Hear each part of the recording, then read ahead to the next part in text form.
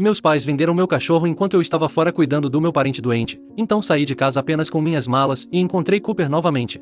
Sou um cara de 27 anos que adotou um cão resgatado chamado Cooper quando tinha 19 anos. Naquela época eu ainda morava com meus pais em sua casa no subúrbio. Cooper é um mestiço de Border Collie com pelos pretos e brancos e uma orelha caída. O dia em que o trouxe para casa foi completamente não planejado. Eu tinha ido ao abrigo de animais local apenas para doar alguns cobertores velhos, mas quando passei pelos canis Cooper e eu trocamos olhares. A equipe do abrigo me disse que ele havia sido encontrado vagando perto da rodovia, magro e assustado. Quando trouxe Cooper para casa naquela noite, meus pais não ficaram satisfeitos. Eles ficaram na porta com os braços cruzados enquanto eu entrava com Cooper em uma coleira improvisada. Meu pai imediatamente apontou para a porta e disse: "Devolva", e minha mãe balançou a cabeça e saiu sem dizer uma palavra. Meus pais nunca gostaram de animais, eles não tinham alergias ou experiências ruins com animais de estimação, simplesmente os achavam sujos e inconvenientes. Quando criança implorei por um animal de estimação inúmeras vezes, mas a resposta era sempre não. Passei 3 horas naquela noite tentando convencê-los a me deixar ficar com Cooper. Prometi cuidar de todas as responsabilidades, alimentação, passeios, higiene, visitas ao veterinário, sem nenhuma ajuda deles. Mostrei a eles como Cooper sentava quieto aos meus pés sem correr ou latir. Eventualmente eles concordaram com condições claras. Cooper ficaria no meu quarto, nunca entraria na cozinha e eu pagaria por todas as despesas. Nos 14 meses seguintes, Cooper e eu desenvolvemos uma rotina. Eu acordava às 5h30 todos os dias para passear com ele antes do trabalho. Durante meu horário de almoço dirigia para casa para deixá-lo sair novamente. Depois do trabalho íamos ao parque para cães onde Cooper perseguia bolas e fazia amigos caninos. À noite ele dormia aos pés da minha cama, ocasionalmente esgueirando-se para colocar a cabeça no meu travesseiro. Meus pais mantiveram distância de Cooper. Se ele entrasse em um cômodo em que eles estavam, eles sairiam. Quando Cooper se aproximava deles abanando o rabo, eles se afastavam. Observei suas reações e parei de tentar fazê-los interagir com ele.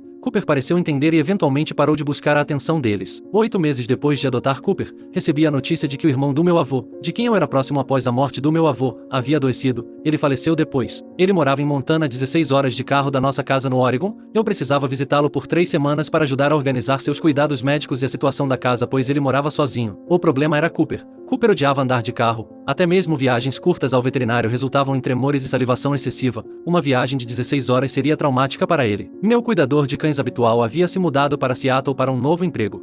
Liguei para 5 diferentes hotéis para cães, mas estavam todos lotados ou exigiam registros de vacinação que eu não conseguia localizar a tempo. Depois de esgotar todas as opções, abordei meus pais no jantar e pedi que cuidassem de Cooper enquanto eu estivesse fora. Meu pai não tirou os olhos do prato e disse: "E nem pensar." Minha mãe acrescentou: "E nós nunca quisemos esse cachorro." Para começo de conversa. Nos 4 dias seguintes continuei pedindo a eles. Me ofereci para pagar a eles $30 por dia, preparar todas as refeições de Cooper e criar um cronograma detalhado de sua rotina, e lembrei a eles que nunca havia pedido ajuda com Cooper antes. Finalmente, 2 dias antes da minha partida, minha mãe cedeu: Tudo bem, mas esta é a única vez." Criei uma pasta com o cronograma e as instruções de alimentação de Cooper, demonstrei como prender sua coleira corretamente e quais comandos ele conhecia. Organizei o porão com sua cama, brinquedos e cobertores familiares para que ele os incomodasse menos. Na primeira semana em Montana, liguei para casa diariamente para verificar. As ligações eram curtas e pouco informativas. "O cachorro está bem", meu pai dizia antes de desligar. Na segunda semana pedi videochamadas para poder ver Cooper. Meus pais concordaram por 3 dias, mostrando Cooper brevemente na tela. Ele parecia saudável, mas abatido. Nos últimos 5 dias da minha viagem, meus pais pararam de atender minhas ligações sobre Cooper. Quando atendiam, mudavam de assunto ou diziam que estavam muito ocupados para mostrá-lo na câmera. "Ele está dormindo" ou "Seu pai acabou de levá-lo para passear", minha mãe dizia. No dia em que voltei para casa, abri a porta da frente chamando o nome de Cooper. Normalmente ele viria correndo, pulando e girando em círculos na minha chegada, mas quando cheguei a casa permaneceu silenciosa. Procurei em todos os cômodos chamando seu nome em um volume crescente. Cooper não estava em lugar nenhum. Encontrei meus pais na cozinha e perguntei: "E onde está Cooper?" Meu pai pigarreou: "E encontramos um novo lar para ele." E minha mãe acrescentou: "Em cuidar dele dava muito trabalho. Colocamos um anúncio online e uma família legal de Gresham o levou." Eu gritei para eles: "Vocês venderam meu cachorro sem me contar?" Meu pai respondeu: "Recebemos $200 por ele." Como se isso de alguma forma melhorasse a situação. Ele continuou: "Na família tem crianças. Ele será mais feliz lá." Exigi as informações de contato das pessoas que levaram Cooper, mas meus pais alegaram que não as tinham. Segundo eles, a transação havia sido apenas em dinheiro e eles não haviam pensado em pegar o número de telefone ou o endereço da família. Passei as 4 horas seguintes vasculhando os e-mails excluídos, o histórico de navegação e os registros telefônicos dos meus pais, enquanto eles se opunham à minha invasão de privacidade. Nos e-mails excluídos encontrei a correspondência com a família que havia comprado Cooper. Eles moravam em Vancouver, Washington, não em Gresham como meus pais haviam alegado. A parte triste é que eles partiram para Vancouver alguns dias antes de eu chegar em casa. Então, se eu quisesse Cooper de volta, teria que ir para Vancouver. Sem dizer mais uma palavra aos meus pais, arrumei 3 malas com meus pertences e dirigi para Vancouver naquela noite. Estacionei em frente ao endereço do e-mail e dormi no carro até de manhã. Às 9 horas me aproximei da casa e bati na porta. Uma mulher na casa dos 30 anos atendeu com uma criança criança pequena no colo, me apresentei e expliquei a situação, que meus pais haviam vendido meu cachorro sem permissão enquanto eu cuidava do meu tio-avô doente. A mulher pareceu genuinamente chocada, e não tínhamos ideia, e me convidou para entrar. Seu pai nos disse que eles estavam se mudando para uma casa menor que não permitia animais de estimação. Cooper estava no quintal deles e quando me viu correu até mim com o corpo se contorcendo de excitação. A família foi compreensiva com a situação, eles só tinham Cooper há 5 dias e seus filhos ainda não tinham criado um vínculo profundo com ele. Me ofereci para devolver os $200 mais $100 adicionais pelo incômodo. Eles aceitaram e 30 minutos depois Cooper e eu estávamos voltando para o Oregon, mas não para a casa dos meus pais. Aquele dia marcou o início de um período difícil, eu tinha cerca de $1.500 em economias, um pagamento de carro de $215 por mês e agora precisava encontrar moradia acessível que aceitasse cachorros. Fiquei em um motel que permitia animais de estimação na primeira semana enquanto procurava apartamentos. A maioria dos lugares queria o primeiro e o último mês de aluguel, além de um depósito de segurança e taxa de animal de estimação, dinheiro que eu não tinha. Meu amigo do ensino médio ofereceu seu sofá temporariamente.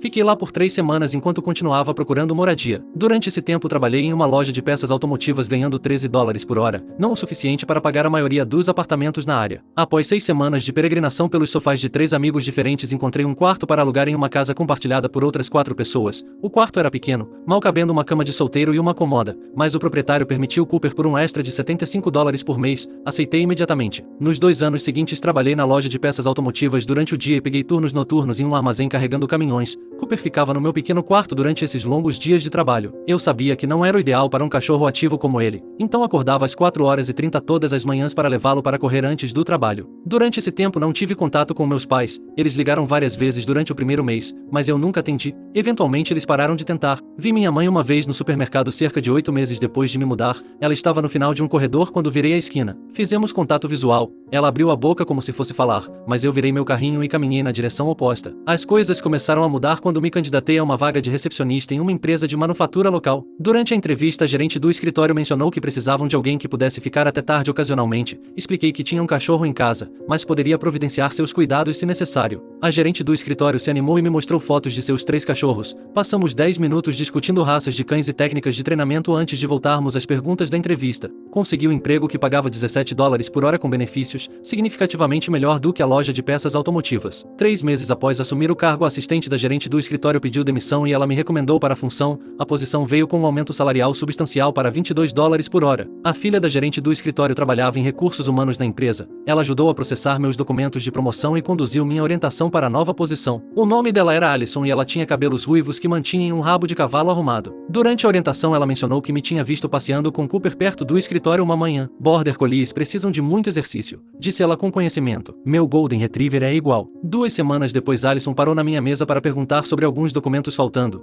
e antes de sair ela mencionou uma trilha para caminhadas que aceitava cachorros que ela havia descoberto. Um mês se passou antes que Alison perguntasse diretamente se eu queria levar nossos cachorros para caminhar juntos no fim de semana. Cooper e o Golden Retriever dela Bailey se deram bem imediatamente correndo à nossa frente na trilha e chapinhando juntos em um pequeno riacho. Alison e eu conversamos por horas descobrindo interesses mútuos em acampar e filmes dos anos 80. Nosso relacionamento se desenvolveu gradualmente ao longo do ano seguinte. Levamos nossos cachorros em aventuras de fim de semana, experimentamos novos restaurantes e assistimos a inúmeros filmes no sofá dela com os cachorros espalhados em nossos colos. Eventualmente vendi a maior parte dos meus móveis e me mudei para o apartamento dela. Foi a primeira vez desde que saí da casa dos meus pais que morei em algum lugar sem colegas de quarto. Cooper se adaptou bem ao novo arranjo de moradia. Ele e Bailey se tornaram inseparáveis, dormindo enroscados em sua cama de cachorro compartilhada. O condomínio de Alison tinha um pequeno parque para cães onde os levávamos todas as noites depois do trabalho. Quando completei 25 anos fui promovido a coordenador de logística na empresa e Alison se tornou gerente de RH. Decidimos comprar uma casa juntos, uma modesta casa de 3 quartos com um grande quintal cercado para os cachorros. Cooper ainda corria com a energia de um cachorro mais jovem perseguindo esquilos ao longo da cerca e cavando buracos no canto do quintal. Naquele mesmo ano Alison engravidou. Convertemos um dos quartos em um berçário. Cooper e Bailey pareciam sentir a mudança que se aproximava. Eles começaram a dormir do lado de fora da porta do berçário como se estivessem de guarda. Nosso filho Ryan nasceu em abril. Quando o trouxemos para casa, Cooper se aproximou cautelosamente cheirando o cobertor e depois se deitando ao lado do berço. A partir daquele dia Cooper se nomeou protetor de Ryan, dormindo embaixo do berço e nos alertando com um gemido suave quando Ryan acordava durante a noite. 6 meses após o nascimento de Ryan recebi uma mensagem no Facebook da minha mãe. Foi o primeiro contato que tive com qualquer um dos meus pais em quase 8 anos. Vimos fotos do seu filho no Facebook da sua prima Lisa. Ele é lindo. Gostaríamos de conhecer nosso neto se você estiver disposto. Sentimos sua falta. Não respondi por 3 semanas. Uma noite depois de colocar Ryan para dormir mostrei a mensagem para Alison. Ela leu com atenção antes de me devolver o telefone. Ela perguntou: "O que você quer fazer?" Levei um dia para pensar antes de responder a mensagem da minha mãe. Sugeri uma ligação telefônica primeiro antes de qualquer encontro pessoal. Ela concordou imediatamente enviando o seu número. No domingo seguinte fiz a ligação do nosso deck traseiro enquanto observava Cooper e Bailey se perseguirem pelo quintal. Minha mãe atendeu e meu pai se juntou em outra extensão. Os primeiros 20 minutos da conversa foram cheios de conversas banais constrangedoras. Eles perguntaram sobre meu trabalho, a casa e Alison. Respondi às suas perguntas com o mínimo de detalhes. Então minha mãe perguntou sobre Ryan e me vi falando mais livremente sobre sua recente tentativa de rolar e seu fascínio por ventiladores de teto. Eventualmente a conversa se voltou para o passado. Minha mãe pigarreou e disse: "Queremos pedir desculpas pelo que aconteceu com seu cachorro Cooper." Eu disse: "Sim,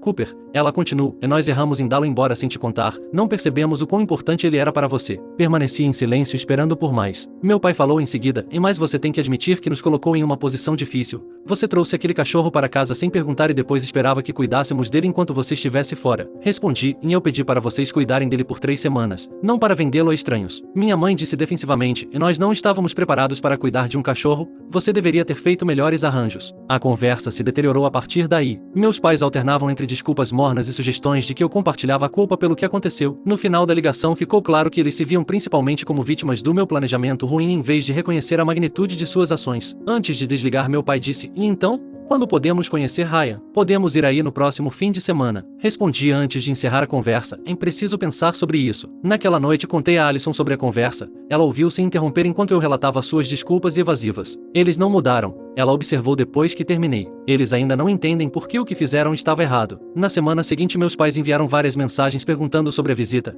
Cada mensagem continha alguma versão de "nós nos desculpamos, agora vamos seguir em frente", sem demonstrar qualquer entendimento real de por que suas ações foram tão prejudiciais. Finalmente respondi com uma mensagem explicando que não estava pronto para que eles conhecessem Ryan ou fizessem parte de nossas vidas. Disse a eles que suas tentativas contínuas de justificar suas ações me mostravam que eles realmente não haviam mudado. A resposta deles foi imediata e raivosa. Meu pai escreveu que eu estava sendo infantil e guardando rancor por algo que aconteceu há anos. Minha mãe acrescentou que eles tinham direitos legais de avós e explorariam essas opções se necessário. Bloqueei seus números e contas de mídia social naquele dia. Também entrei em contato com Liz e outros membros da família que poderiam compartilhar informações com meus pais, explicando a situação e pedindo que não publicassem fotos de Ryan ou compartilhassem detalhes sobre nossas vidas. 2 meses depois recebemos uma carta registrada de um advogado representando meus pais perguntando sobre os direitos de visita dos avós. Após consultar nosso próprio advogado, descobrimos que em nosso estado meus pais não tinham legitimidade legal para exigir visitas, pois não tinham um relacionamento existente com Ryan. O advogado nos aconselhou a documentar o histórico de afastamento e o comportamento dos meus pais, incluindo a venda de Cooper e a natureza ameaçadora de suas comunicações recentes. Compilamos essas informações e nosso advogado enviou uma resposta deixando claro que qualquer outra ação legal seria vigorosamente contestada. Não ouvimos mais falar dos meus pais por quase 1 ano. Quando o contato foi retomado, veio por meio de familiares distantes que começaram a receber mensagens pedindo que me fizessem cair na real e explicassem como era doloroso impedir um neto de seus avós. Esses parentes me encaminharam capturas de tela das mensagens. Nelas meus pais apresentavam uma versão revisada da história onde haviam cometido um erro há anos e eu os estava punindo injustamente, os afastando do neto. Vários parentes que não tinham ouvido meu lado da história começaram a entrar em contato questionando minha decisão. Decidi abordar a situação diretamente. Escrevi um relato detalhado do que havia acontecido com Cooper, incluindo o comportamento recente dos meus pais e suas ameaças de ação legal. Enviei isso para os familiares que haviam sido contatados pelos meus pais. A resposta foi extremamente favorável, com muitos expressando choque com as ações dos meus pais e pedindo desculpas por questionar minha decisão. Um tio, irmão do meu pai, me ligou diretamente. "Sempre me perguntei por que você desapareceu", disse ele. "Seu pai disse a todos que você havia se mudado para uma oportunidade de emprego. Eu não fazia ideia do cachorro ou de nada disso." 2 anos se passaram desde o contato inicial dos meus pais. Ryan está andando e falando. Cooper desenvolveu alguns pelos grisalhos ao redor do focinho, mas ainda busca a bolinha todos os dias. E Alison e eu demos as boas-vindas a uma filha, Shanda Emma. Nos acomodamos no caos confortável da vida com 2 crianças pequenas e 2 cachorros idosos. No mês passado, Alison e eu decidimos nos casar. Adiei o casamento para ter 100% de certeza do nosso relacionamento e nossos filhos foram uma boa prova do que queríamos. Planejamos uma pequena cerimônia em nosso quintal com amigos próximos e familiares solidários. Cooper e Bailey desceriam um corredor com as alianças presas em suas coleiras, supondo que pudéssemos treiná-los para não se distraírem com os esquilos. 2 semanas antes do casamento, minha mãe enviou uma mensagem através da minha prima. "Ouvimos sobre o casamento. Gostaríamos de estar lá neste dia importante. Por favor, reconsidere nos deixar fazer parte da sua vida." Depois de discutir com Alison, decidi ligar para minha mãe. A conversa foi breve. Expliquei que o casamento era pequeno e que não me sentia confortável em tê-los lá dado nosso histórico e falta de resolução. "Eu entendo", Minha mãe disse, surpreendendo-me com sua aceitação calma. Posso perguntar como Cooper está? A pergunta me pegou de surpresa. Em todas as nossas comunicações limitadas ao longo dos anos, nenhum dos meus pais havia perguntado sobre Cooper. Respondi, ele está bem, ficando mais velho, mas ainda ativo. Ele é ótimo com as crianças. Ela disse suavemente, que bom. Quero que você saiba que me arrependo do que aconteceu, não apenas porque causou essa ruptura entre nós, mas porque foi errado. Não deveríamos ter feito isso independentemente das circunstâncias. Foi o primeiro reconhecimento genuíno que ouvi de qualquer um deles. Conversamos por mais alguns minutos, principalmente sobre Cooper e as crianças antes de desligar. Ela disse, e não espero um convite para o casamento. Só espero que algum dia você considere nos deixar conhecer as crianças. Em seus termos, é claro. Não fiz promessas, mas disse que pensaria sobre isso. O casamento foi perfeito. Cooper e Bailey cumpriram seus deveres de portadores de alianças com um foco surpreendente, apenas se distraindo uma vez com uma borboleta cruzando seu caminho. Enquanto Alison e eu trocávamos votos diante de nossa família escolhida, percebi o quanto minha vida havia mudado desde o dia em que saí da casa dos meus pais com nada além de malas. Um mês após o casamento, recebi um pacote pelo correio com o endereço de retorno dos meus pais. Dentro havia uma colcha feita à mão com cachorros que se assemelhavam a Cooper bordados ao redor da borda. O bilhete dizia simplesmente, para sua família, sem compromissos. Ainda não decidi se vou responder ou qual papel. Se houver, meus pais podem eventualmente ter em nossas vidas. Estou realmente dividido sobre o que fazer a seguir. A colcha parece uma oferta de paz genuína, mas ainda não sei se posso confiar nos meus pais depois de tudo o que aconteceu. Alison diz que apoiará qualquer decisão que eu tomar, mas isso parece uma decisão grande demais para tomar sozinho. É por isso que estou escrevendo este post em primeiro lugar. Eu tenho acompanhado o Reddit por anos, mas nunca postei até agora porque eu realmente preciso de alguma perspectiva externa de pessoas que não estão emocionalmente envolvidas na situação. Qualquer conselho seria apreciado. Por enquanto, Cooper continua a dormir aos pés da nossa cama, ocasionalmente se esgueirando para descansar a cabeça no travesseiro, assim como fazia quando éramos apenas nós dois contra o mundo. Atualização, obrigado a todos pelo incrível apoio e conselhos durante toda essa situação. Eu nunca esperei que este post recebesse tanta atenção, mas sou grato por ter recebido. Li todos os comentários, mesmo que não tenha conseguido responder a todos. 3 meses se passaram desde que recebi a colcha dos meus pais. As crianças adoram, especialmente Ryan, que aponta os cachorros Cooper ao longo da borda todas as noites na hora de dormir. Após muita consideração, enviei aos meus pais um bilhete de agradecimento com uma foto recente das crianças com Cooper. Não incluí nenhum convite ou sugestão de contato futuro, apenas um reconhecimento do presente deles. 2 semanas depois chegou uma carta do meu pai. Era diferente de qualquer comunicação que eu havia recebido dele antes. Ele escreveu sobre ter frequentado terapia no último ano, algo que eu nunca imaginei que ele faria. Segundo a carta, seu terapeuta o ajudou a entender o impacto de suas ações e seu padrão de evitar responsabilidades. Percebo agora que o que fizemos com Cooper não era apenas sobre um cachorro, escreveu ele. Era uma traição de confiança e uma mensagem clara de que seus sentimentos não importavam para nós. Posso ver por que você nos tiraria da sua vida depois disso. Eu teria feito o mesmo. A carta continuava com pedidos de desculpas específicos por seu comportamento ao longo dos anos, incluindo suas tentativas de transferir a culpa durante nossa ligação telefônica e suas ameaças legais em relação a Ryan. Não havia nenhum pedido para conhecer as crianças ou participar de eventos familiares, apenas uma expressão de arrependimento e uma explicação de como ele estava trabalhando para mudar. Mostrei a carta para Alison naquela noite. Ela leu com atenção antes de me devolver. Parece diferente de suas tentativas anteriores, observou ela. O que você acha? Respondi, e não tenho certeza. Parece sincero, mas já me decepcionei antes. Concordamos que qualquer reconexão precisaria ser gradual e cuidadosamente gerenciada. Como primeiro passo, sugeri uma videochamada onde eles pudessem ver as crianças, mas não interagir diretamente. A Alison apoiou essa abordagem. A videochamada aconteceu em uma tarde. Meus pais apareceram na tela sentados rigidamente lado a lado no sofá da sala de estar. Minha mãe havia envelhecido consideravelmente, seu cabelo agora completamente branco, e meu pai parecia mais magro do que eu me lembrava. A ligação durou 15 minutos. Mostrei a eles Ryan brincando com blocos de montar e Emma dormindo em seu balanço. Eles fizeram perguntas apropriadas e não fizeram exigências. Antes de encerrar a ligação, meu pai disse: "Obrigado por isso. Significa mais do que você imagina." Nos 2 meses seguintes tivemos mais 3 videochamadas de duração crescente. Durante a terceira ligação, Ryan ficou curioso sobre as pessoas no computador e acenou para a tela. Minha mãe acenou de volta com lágrimas nos olhos. Após a quarta ligação, Alison e eu discutimos os próximos passos. Decidimos nos encontrar pessoalmente em um parque no meio do caminho entre nossas casas com um playground para as crianças. O encontro foi marcado para um sábado de manhã em outubro. Chegamos cedo para garantir uma mesa de piquenique perto do playground.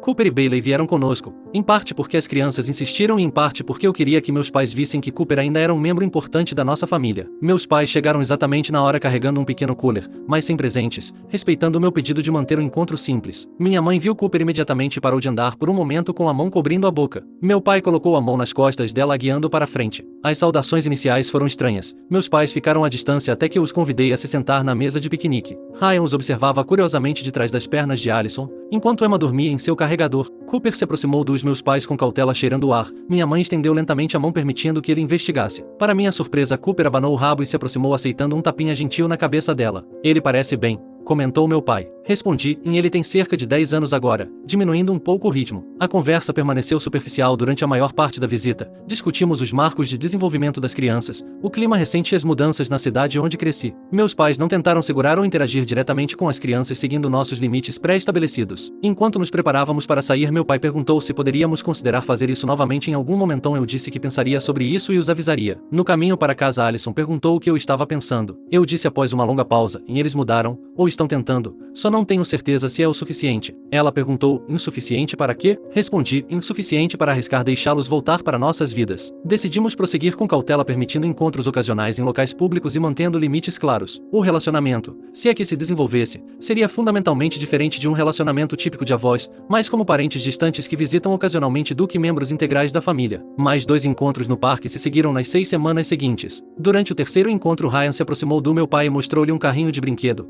Meu pai respondeu apropriadamente, admirando o carro sem sobrecarregar Ryan com atenção. Cooper continuou a aceitar a atenção dos meus pais, embora permanecesse principalmente ao meu lado ou com as crianças. Minha mãe trouxe petiscos para cachorro no terceiro encontro, pedindo permissão antes de oferecer um a Cooper. Ele aceitou gentilmente de sua mão e algo em sua expressão mudou enquanto ela observava comer o petisco, algo que eu não tinha entendido antes. Ela disse baixinho sobre Cooper, e eu não entendia que ele é família. Toda essa experiência tem sido muito para processar. Eu nunca imaginei que meus pais reconheceriam o que Cooper realmente significa para mim, muito menos começassem a entender isso por conta própria. Ainda estou cauteloso, mas algo parece diferente agora. Publicarei outra atualização se houver algum desenvolvimento importante com Cooper ou meus pais. Por enquanto estamos vivendo um dia de cada vez. Obrigado novamente, Reddit. Seus conselhos e incentivos realmente me ajudaram a superar essa situação complicada.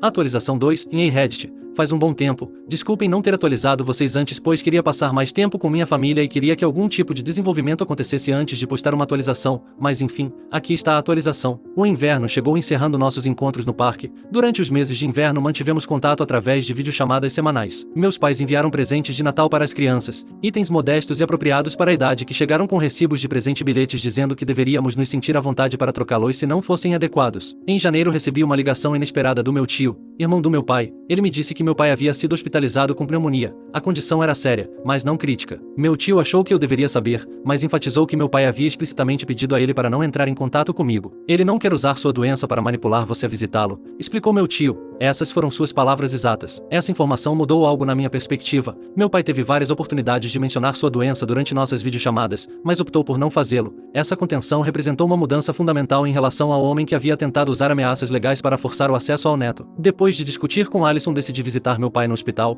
Fui sozinho, a deixando com as crianças e os cachorros em casa. O hospital ficava a 1 hora de carro da nossa casa. Passei a viagem contemplando o que essa visita significava. Meu pai pareceu genuinamente surpreso quando entrei em seu quarto. Ele estava sentado na cama, um tubo de oxigênio no nariz e um soro no braço. Minha mãe estava em uma cadeira ao lado dele, óculos de leitura empoleirados no nariz enquanto completava uma palavra cruzada. "O que você está fazendo aqui?" perguntou meu pai, sua voz mais fraca do que eu me lembrava. Expliquei, e ouvi dizer que você estava doente. Meu pai respondeu lançando um olhar acusador para minha mãe, e eu não queria que você se preocupasse com isso. Ela ergueu as mãos defensivamente, e eu não liguei para ele. Deve ter sido seu irmão. A visita durou 30 minutos. Conversamos sobre sua condição, pneumonia complicada por pouco previamente não diagnosticada. Os médicos esperavam uma recuperação completa da pneumonia, mas a pouco exigiria tratamento contínuo. Enquanto me preparava para sair, meu pai me chamou de volta. "Obrigado por ter vindo. Significa muito, mas por favor, não se sinta obrigado a visitar novamente ou a mudar qualquer um dos nossos arranjos por causa disso. Eu vou ficar bem." Assenti e saí dirigindo para casa com emoções mistas. A doença do meu pai não apagou o passado, mas sua resposta a ela, especificamente seu esforço para evitar usá-la para me manipular, demonstrou crescimento. Nas 3 semanas seguintes visitei meu pai mais 2 vezes antes de sua alta do hospital. Durante a terceira visita ele perguntou se eu estaria disposto a levar as crianças para vê-los assim que ele se recuperasse totalmente. "Não na sua casa", ele esclareceu rapidamente, "em algum lugar público.